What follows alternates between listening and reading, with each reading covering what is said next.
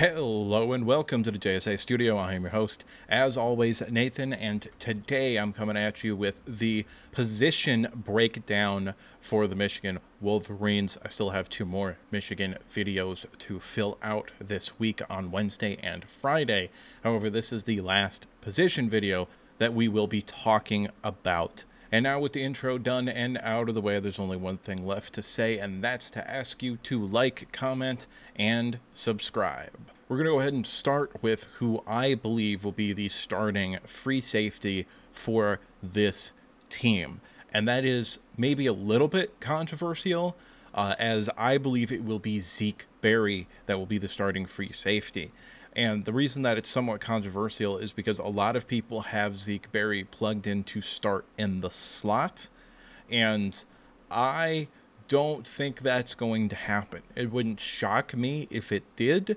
However, of his 42 defensive snaps that he played in the regular season, in terms of actually playing on defense, he played quite a bit on special teams.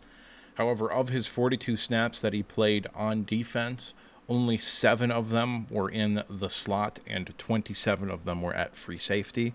I think it's very likely that they would prefer him to play there as opposed to in the nickel position. There is also a senior in line to start in the nickel position who has been waiting his time patiently.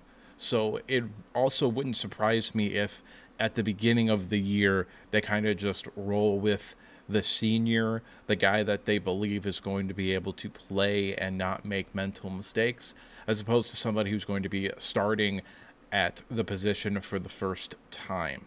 All that being said, Zeke Berry is a phenomenally talented individual. He has the potential to be a special player at the free safety position, and I also think he has a higher ceiling at the free safety position than he does in the slot. However, being versatile is also a good thing. And as a free safety, you do see flashes of instincts as well as potential to have some pretty good range for the position. You factor in all of the context surrounding who's likely going to start and where, and also who's going to be in the rotation. And I think it's likely, I would say at least more likely, that Zeke Berry ends up starting at free safety than he does end up starting in the slot. And I do believe he will end up starting. It would surprise me if he didn't start in either of those two positions. Starting strong safety, this is Makari Page. We all know this already. It's really the only piece in the secondary outside of Will Johnson that we know for like 100% fact is going to be a starting football player. He does everything well. I wouldn't necessarily say he's elite or maybe even great at any one thing, but you ask him to play cover 2 and he plays cover 2 well. You ask him to be the center fielder in cover 3 and he does that well. You ask him to rotate down into the box from a deep safety position, he does that well. You ask him to just line up and play in the box, he does that well. This is a chess piece for this defense, and I think that is his main calling card to potentially the NFL. I think he has day 2 pick written all over him. I think his primary role at the next level would likely be as a box safety / tight end matchup guy with these smaller, quicker tight ends that are coming into the league. I think that would be his role at the next level. As far as physical attributes go, he's 6'3", I believe, 210, got good speed, is exceptionally long. Like his arms are long, even just for the position and his height. He has long arms. He's a very good tackler in the open field, and with him and last year Rod Moore as the starting safeties, it was almost like a perfect marriage between what the two did well and what the other one didn't do as good. Then the other safety would be able to step up and play that role well. However, this year I think Makari Page is going to be the guy in terms of the safety position. He's going to be the guy that they lean on to be that leader, to be someone who will make the big plays and get everybody lined up, especially early on in the year. I believe Makari Page will be the guy that the coaching staff looks to. As far as the depth for the safety position goes, from left to right across your screen, we have Wesley Walker, a transfer from Tennessee, and then we have Jaden Magnum, safety from Michigan State, also transferred in, and we also have sixth-year super senior Quentin Johnson as well, who played right around 350 snaps of defense this year for Michigan, who was in all honesty, a quality rotational piece. And Michigan does play and rotate a lot of safeties into that position. Michigan had, for all intents and purposes, 4 safeties that they played basically every single game on defense this past year. Obviously, you had Rod Moore and Makari Page, who were the starters, but then you had Quentin Johnston and Keon Saab, who came in and rotated off the bench. And I am very sad that Keon Saab transferred, because I think he's going to be a first-round pick after this year. So I'm very sad that he ended up transferring. I understand why he did, but it is still sad to me. As far as who will be in the rotation, Quentin Johnston will be in the rotation, and Wesley Walker and Jaden Magnum are going to be the other 2 players fighting to get that last rotational safety spot. And simply because Quentin Johnston played far better at the free safety position than the strong safety position, I think it's fairly likely that Wesley Walker ends up being that 4th safety that rotates in a whole lot. And Jaden Magnum is likely to be the odd man out, in my opinion. That being said, injuries occur. That is something that happens. He could step up in that case. It could also be that Wesley Walker might end up starting in another position, who we'll talk about in a minute. And then that opens up a role for Magnum to actually get in and play defense.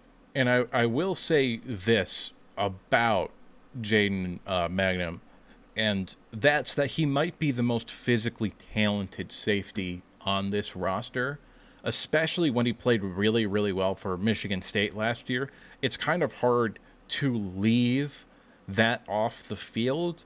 However, when we're talking about roles and when we're talking about trust of the coaching staff and also just flat out and straight up seniority, he seems like he might end up being the guy that gets left out. Now, you could also very easily and convincingly make the argument that Magnum is going to start at the free safety position and the man looking on the outside in is going to be Zeke Berry. And I think that is a possibility. I don't think it's likely, because Zeke Berry has been here at Michigan for 3 years, and I think that Sharon Moore and the coaching staff will like and trust him a bit more. However, this right here, the safety group, might be Michigan's deepest group in terms of position by position. They have 5 players that I would be perfectly fine with starting in some combination for 2 positions. And that is a very good problem to have. Moving on to the slot corner, who I believe will end up starting there, is Jaden McBurrows. He is listed as a true senior, which may or may not be true. I don't know. He could be a redshirt junior, but for right now, he is listed as a true senior. And that is the main reason that I think he will likely be the starter to start the year. Also, later on in the year, when roles were kind of getting solidified in the games that mattered, when they played Mikey Sandersell on the outside, which they did do quite a bit, it was Jaden McBurrows in the slot the vast majority of the time. So I think if someone on the outside had gotten hurt and then they moved Sanderstill outside and that opened up the starting nickel position, it probably would have been Jaden McBurrows, not Zeke Berry, who, again, I actually think is far more likely to play free safety than he is to move into the slot.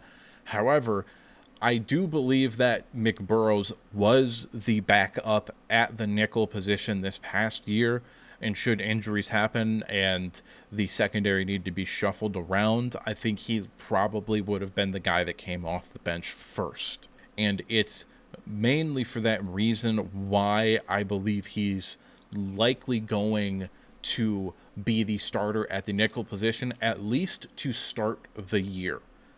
Maybe if the secondary isn't playing as well as we think it is and we got to shake things up, which could definitively be a possibility that happens given the fact that 2 of the first 4 teams we play are Texas and USC, both of which are passing offenses, then we could see the secondary shuffled around a bit after week 5 or 6 or something like that, in which case he might have to come in more of a rotational sort of role. However, I do believe he will end up being the starting nickel for the beginning of the season. When it comes to backing up the nickel position, and in terms of should Jaden McBurrows either not play well or get hurt or for some other reason get benched, I believe it would likely be Wesley Walker who comes in to play the backup nickel position at that point. However, again, it could be Zeke Berry. That is an option. He has the build and quickness to be able to play in the slot. However, I think it's far more likely that Wesley Walker will, at some point this season, end up starting at the nickel safety position rather than end up being a true rotational sort of safety. I believe that Wesley Walker is a good football player, and when you look at his snap counts from this past season, it was almost an even 1/3, 1/3, 1/3 split between playing back safety, box safety, and in the slot. So he definitely has experience playing in the slot, and the slot nickel position is such an important position in the scheme that Michigan is going to run defensively. So I think it's very likely that he will end up playing there as the backup nickel should something happen to Jaden McBurrows. Moving on to the outside corners for this team, we have, according to EA Sports, the best player in the country, regardless of position. Well, actually, technically speaking, he was tied with 2 other people, but we don't need to get into that. Technically speaking, he was number 1, and that's all that matters to me.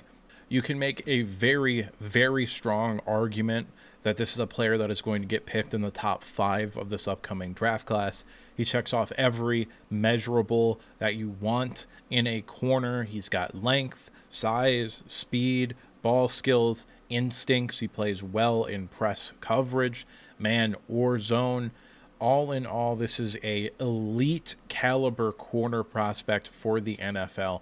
I actually think there's 2 elite caliber corner prospects in college football this year, the other being Benjamin Morrison for Notre Dame, who is in the conversation with Will Johnson, in my opinion, to be the CB1 for this upcoming draft class. However, I would lean slightly towards Will Johnson in that battle because I think Will Johnson just has a tad bit more upside than Benjamin Morrison. He's been comped to Patrick Surtain Jr., which I don't think is an unfair comparison. I think that they were likely the same level of player in college, and I believe that Will Johnson, in a very short amount of time, will go from being maybe the best corner in college football to top 10 pick to one of the best corners in the NFL. I think probably within the next 3 or 4 years, we will be talking about him as a Pro Bowl caliber corner at the next level. All that being said, Will Johnson is maybe the most important player on this team for the simple fact that we cannot afford to lose anybody at the corner position. Like, I'm pretty confident in who our 2 starting outside corners are going to be. But beyond that, it's not looking great. Now, Pivoting to that other outside corner that I just mentioned, I believe it's going to be Jair Hill, who is someone that has a ridiculous amount of upside for the position. This is someone who I believe will probably end up in the NFL conversation by the end of this year, and maybe even in the first round discussion. He has that kind of upside. He's listed at 6'2", 181. I don't actually think he's 6'2". I think they're rounding up a little bit. And 181 is slightly concerning. However, he's got the frame. I mean, if you just look at the picture on here, he's skinny as hell. He's got the frame to add another 10, maybe 15 pounds of muscle without losing any of his athleticism.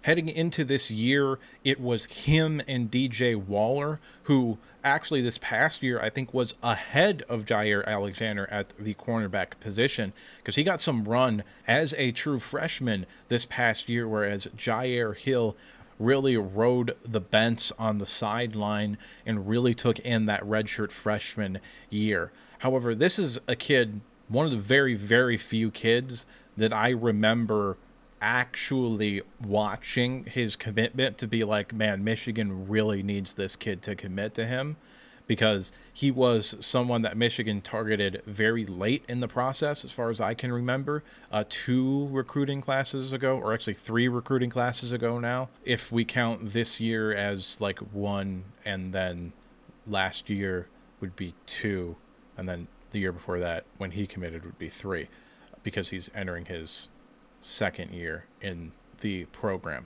Either way, semantics aside, this is someone with a tremendous amount of upside. I legitimately think first round talent and the upside. Whether or not he meets those expectations is a different conversation, and I would have to see him play before I could make a definitive statement one way or the other way. But I think the evidence, at least contextually, for him improving massively from being a redshirted freshman last year to this year being a redshirt freshman is there. Like, I believe that there is evidence to suggest that he's going to be a really, really good player. Because, again, to kind of reiterate, DJ Waller was ahead of him on the depth chart this past year. DJ Waller was getting run in garbage time as a true freshman. That was someone that we all thought had a massive amount of upside because he was listed at 6'4" at the corner position, fit our scheme very, very, very well. And Jair Hill beat him out so bad that DJ Waller had to transfer. Meaning, however much he improved isn't just improving to get better than DJ Waller, because DJ Waller also presumably improved quite a bit from true freshman year to his second year in the program. So Jair Alexander not only improved enough to surpass true freshman DJ Waller, but he also improved enough to surpass the improvement from true freshman DJ Waller to his second year in the program. So contextually speaking, I think that there's a lot to look into here and say that Jair Hill is going to end up being a really, really good player. However, again, we don't really know if he's going to be a good player or not until we actually get to see him play. As far as the depth at this position goes, there's not a whole lot of it. In fact, there's basically none. We have Ricky Johnson, who came in and transferred into this program, who will be the third corner. If somebody gets hurt or for whatever reason they miss time, he will come off the bench first. Also, Michigan isn't immune to rotating players onto the outside, so he could just see snaps as well as that. And Miles Pollard, not Micah Pollard, who, by the way, are not related. I thought that they were brothers, like maybe even twins, because they were in the same recruiting class. That is not the case. They just had the same last name. And I believed that until I did the research for the linebacker video. And then I was like, oh, I guess they aren't brothers. Because I honestly just assumed they were brothers, and they're not. But Miles Pollard here is someone that also has a lot of physical upside. He's listed at 6'2", 190, I believe. And because of that size and the potential of the frame, I do believe that there is maybe starter upside in him at the college level. I don't know about NFL upside, but if he really did improve like they have been talking about him improving, then I believe there is a strong possibility it would be Miles Pollard in line to start next year opposite of Jair Hill. But beyond that, there's not a whole lot at this position. I mean, really, the only guy at this point even worth mentioning beyond these two would be the other transfer, Hall. I don't know how to say his first name. Amir, I assume is how you say it. And I don't know what to think about him because he didn't really play at any high level of football before this year. And yeah, he looked good, but I don't know if he's going to be anything other than a depth piece that might play a little bit this year. But looking beyond even that, Josiah Edmond is like the only guy beyond that I think could contribute next year. And he's a true freshman that we know nothing about.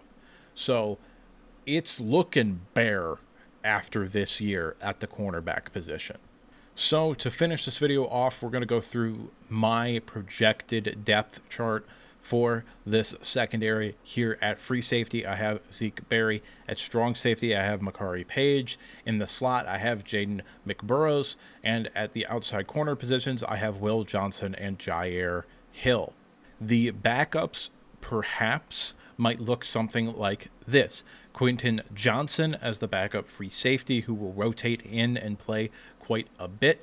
Jaden Manham, again, who is in kind of an awkward position because he might be the odd man out in terms of this year's rotation at the safety position.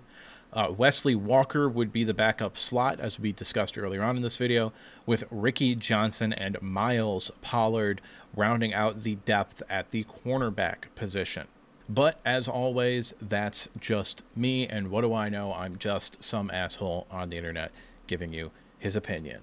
It's at this point in the video that I'd like to remind you to like the video if you liked it, subscribe if you want to see more content like this, and if you disagree with any point or you just have something to say, go ahead and drop a comment down in the comment section below. And now with the outro done and out of the way, there's only one thing left to say, and that's that I'll see you next time.